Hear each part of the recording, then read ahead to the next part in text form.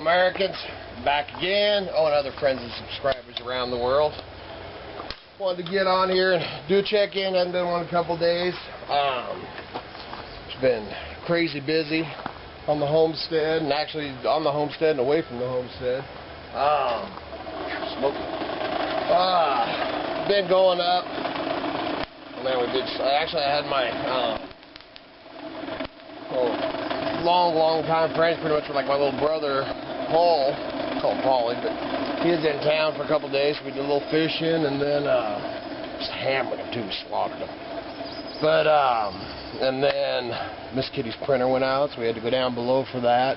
Tomorrow I got to go down for Grandpa Scott's funeral down below. So I'm spending a lot of time in the flatlands this week.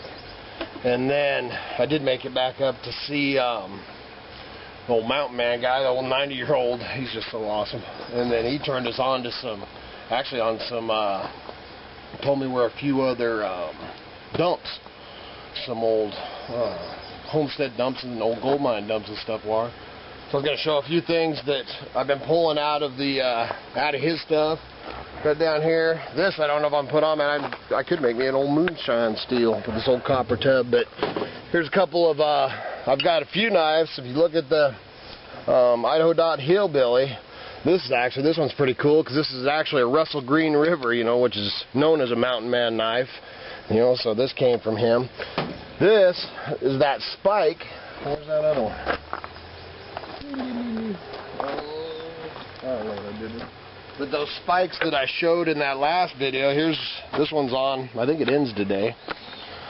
This is that one. This is actually that one that I found on that old gold mine up there between McCall and Yellow Pine.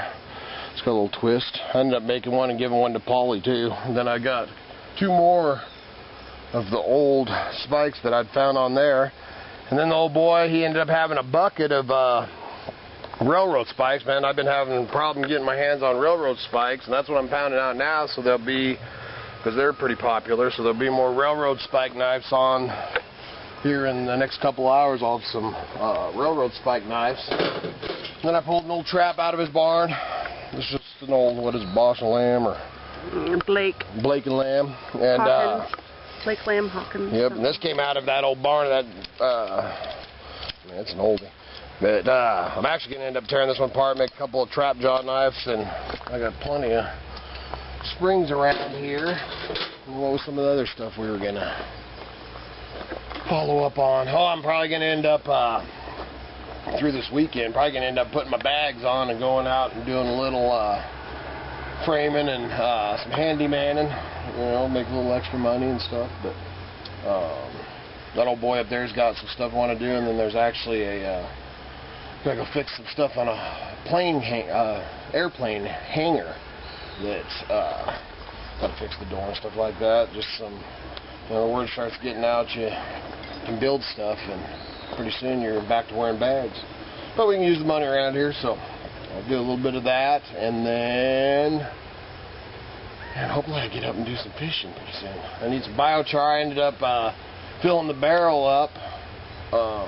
So I didn't have any char, so I ended up filling the barrel up this morning and burning it down and just wet it down, and actually made me some char this morning here on the property because I haven't had a chance to get up and get some.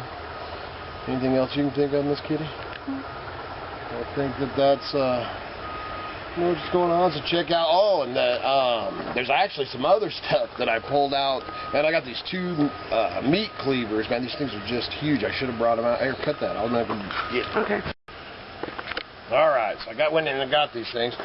Probably hear all the construction crap in the background, man. They're doing, actually going to make the highway go a different direction through town, you know, down the road, and right now they've got my road, after I come out of my property, construction zone. So I have to go around the back way. But anyways, that's what you're hearing in the background. But anyway, here's a few more things that I got out of the barn. What he's doing is they're selling off, I'm sure he needs money, man. I don't know how many thousands of acres they got. Like I said, his grandparents homesteaded this, and he's 90 years old, so they homesteaded it back in the mid-1800s.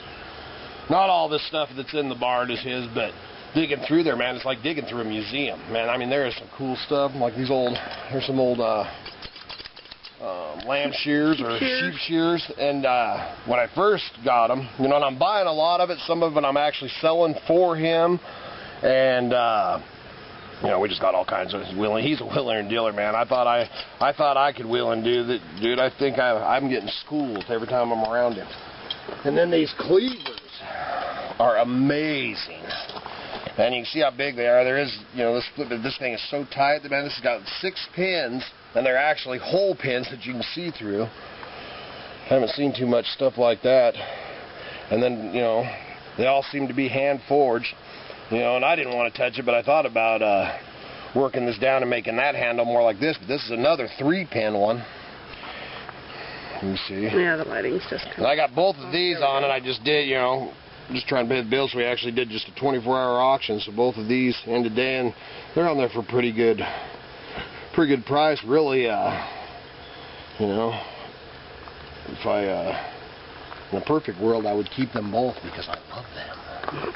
But and then this old lantern, this was cool. You know, I buy and sell a lot. He had this was just hanging from a rafter, and it's not even that. This one, like I said, not everything's, you know, his grandparents. This one's actually from 1986. It's a U.S. military issued, and he thinks his nephew or something got it when he was in the military. But it's a 4 glass. Each one of these is, you know, a separate panel of glass. So I just thought this thing was awesome. It has a neat. Oh yeah, and then it's got this compartment, which Coleman doesn't even have this. A lot of twists. Sure does, man. Jeez. Whoa. Then it's got the dang tool in there for it. So I got that on there too. It's pretty cool. It's missing the little deal you tie the mantle to. But I don't know if you can find that. But man, I just thought it was cool. Anyway, I thought I'd share some of that. I mean, man, I go in that barn, man. I want to run through the aisles, clicking my heels, man. I'm telling you, it's like going through a museum. It's the most amazing. You know, and a lot of it is sons are there with us too. Man, they're all just, the whole family's just amazing. But and then when, like I said, we're going to do some work. I'm actually going to go over there and put my bags on and help them fix. There's some sections of the barn that are falling down. I can't get this thing back on. A lot of twists. But so I think that's it. I just wanted to show a few of the treasures. Get on the Idaho Hillbilly. Most of the stuff that's coming out of the barn, I'm actually putting, you know, from a real Idaho mountain man, because this guy is the real McCoy. I mean, he's just awesome. You know, he should be wearing a coonskin hat. But I think that's it. Did you think of anything, Miss Kitty? No, sir. All right, you all have a good day, and we'll check back in soon and say bye-bye, Miss Kitty. Bye-bye. We'll see you later.